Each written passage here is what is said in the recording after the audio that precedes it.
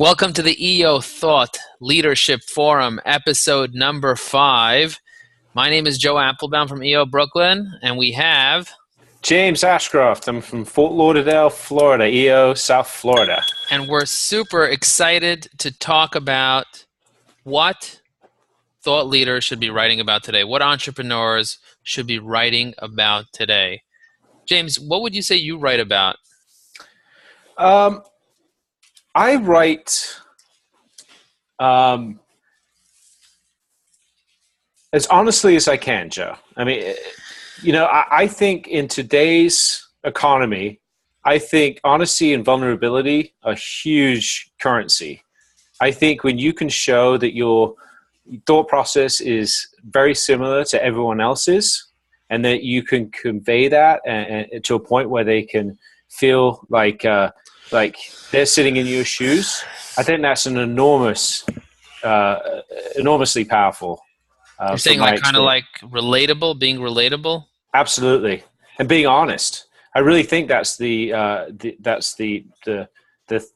transparency is just huge. I think that not enough people are writing about their experiences. Just simple as that. As an entrepreneur, we have experiences, and the way we experience life is very different than the average person experiences life, because we have this built-in monetizing / making things better / changing things / improving things. Like the way we're thinking, it's not just, oh, where are my bags? But how can I make the bags be more efficient, or the process for baggage in the airport be more efficient? And when we have an experience dealing with baggage in general, I know for me, I'm beyond frustrated. I could write about that process. Like, I think it's like ridiculous. Like, everyone's standing in line like a big herd, and everyone's like, oh, that's my bag. Nope, it's not my bag. Oh, that looks like it's my bag. You know what I mean? Right. It's one of the most annoying things ever, and nobody has solved it yet. I mean, there are little Bluetooth bag tags and stuff like that, but they should have like an alphabetical something, some sort of system where it's like obvious where your bag is going to be, and you don't have to think about it, you know? Right. But so they're worrying that someone else is going to steal my bag. Right, but in today's environment, I think that would be an amazing blog posting or something talking about the frustrations of the baggage claim process, but not just blogging saying, oh, the bagging process is terrible. I think in order to be more efficient, they need to execute by doing X, Y, and Z. I think a great engaging blog post, and in order to elevate your thought leadership brand, would be to discuss your feelings at that time, the frustrations that you have, the fact that you just start getting so bent out of shape because of all this stuff that's going on in your head, and that you want to like literally grab every bag and throw it across the room as you're so frustrated. I think that's really engaging because most people feel like that. Or just want to take any random bag. I mean, that bag looks good. Let me see if the underwear fits. Sure. I think about that all the time. It's just amazing to me that my bags come through and someone hasn't stolen them, accidentally or otherwise, but just getting back to your, the initial point is just, I really believe that the more honestly you can reflect on your thoughts and share them with people, I think your value goes through the roof in a very noisy world, right? I mean, everyone's talking about, execution, right? I mean, XYZ, this is what you need to do. But I think those who talk about execution in a very personal way and share their experiences and their failures and all this very vulnerable points of view are just really engaging. I mean, I really, really latch on to writers and speakers who are very human. They're not up there, on their soapbox. But they're talking about their failures and the successes in the same breath. And what energizes me is ideas. Everybody has ideas, but people are afraid to share the ideas because they're afraid they're going to feel stupid. Right. They're afraid the ideas are going to be stupid. I recently had somebody come over to me and tell me that my videos are stupid and I should stop doing them. And somebody else told me that I'm weird. But ultimately, most people that I know of that communicate with me tell me that they're great and that they love it. So, but those few people that tell me that they hate it or that it's stupid, that's what gets to me. Isn't it weird? Well, one of my mentors, someone who I just really value his input tremendously, said, if you're doing your art or craft or whatever it is you're doing. So that you could be a blogger, you could be a speaker, you could be anything, right? If you're doing it correctly, 50% of the people are going to hate you and 50% are going to love you. So if most people love you, that means you're not doing enough. You want 50-50 ratio and embrace it. You know, people are going to hate you if you're doing it correctly and you're making a difference. You're speaking from the heart. You're being vulnerable, all this stuff. People are going to get it and they're not going to get it. So don't waste any time with the people who aren't going to get it. Like as someone who, you know, I'm trying to build an email list, right? This unsubscribes just still. Oh my God. They're the worst. I mean, you know, you can sit here and you're just like, oh, I actually had to turn the notifications off from the MailChimp. I'd just be, you know, going along quite happily and all of a sudden, like, oh, you know, not another one. So, or someone I know, even worse. Oh my God. Like, oh, what's going on? This is crazy. I feel terrible, you know. But at the same time, it's filtering out the people who just don't get it, and it's making your email list that much better. But don't you think if you had a better topic people would unsubscribe? Or to your point, maybe there is no better topic. There is no better topic. It's just what fits within their own framework of their experience of life, right? So they just don't get it. They don't get what you're doing, Joe. They just don't understand, and they just think it's weird. So that's how they project weirdness. They tell people it's weird, which to me is weird. I don't get them. So, you know, 50%. It's a 50-50 thing in me. Just go for the 50% that love you. Yeah. I mean, just going for you do a great job. You're like the selfie king, right? I love it. I think it's great. I get it. I don't get sick of seeing your selfies, right? Thank or your you. videos. I watch everything, all your content. I read all your stuff, and I read every post you do because I get it. I like it. It makes me laugh. You know, someone else might think it's just cluttering up their feed and just hate it. You know, but don't worry about them. Just focusing on finding out why I love it and do more of it, right? Because then your tribe will get bigger through defining itself, right? Right. So you just get more. You'll have more engagement, more quality, and that's what you want. Because you know, like Kevin Kelly said, 1,000 true fans. Right. You know, if you have 1,000 true fans, you're gold. Right. That's all you need in order to start that momentum. I'd rather have 1,000 true fans who love what I do than have 1 million who just like, meh. You know, I mean, without a doubt. Right. Right. That is pretty powerful. And then so is it about finding out what your fans want and then catering your message to them? What I think I hear you saying has nothing to do with that. I think it has more to do with what is your calling? What do you want to put out there?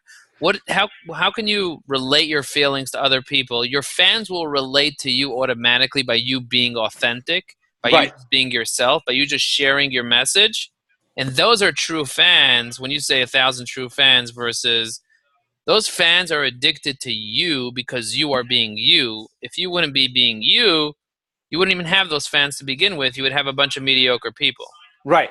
I don't, there's room for like, you know, the masses, right? It's content for the masses. It's going to be very superficial because it caters to a very general topic and, you know, and that's one way of doing things. Or the other is to not worry at all who's going to get it and not get it and just don't care, but just be extremely true to yourself, be uncomfortable, you know, to the point of, like for me, for example, I put out a post today. It's very uncomfortable to hit publish on it. It's very personal, but those are the best because I find that I get these great messages or, you know, I make a phone call and someone read it. You compelled me to reply to that one. I don't know if you noticed. Oh, yeah. So for example, yes, today you replied to it and that was amazing for me because you got it, right? Yeah. I can just worry about the few people who take the time to send me a note and that's my juice, right? That's my fuel. Because now I'm like, I did it, man. I got, 10 people today reached out to me and they said, wow, that's me in a nutshell. I had one guy on my thing say, would you have a webcam in my house? I mean, that is you know, and that's great because he's sitting there with his hand in the cereal box. He gets the email. He's like, no way, exactly. This is not happening. Right. So he's in my tribe, right? He gets it. And that's who I want.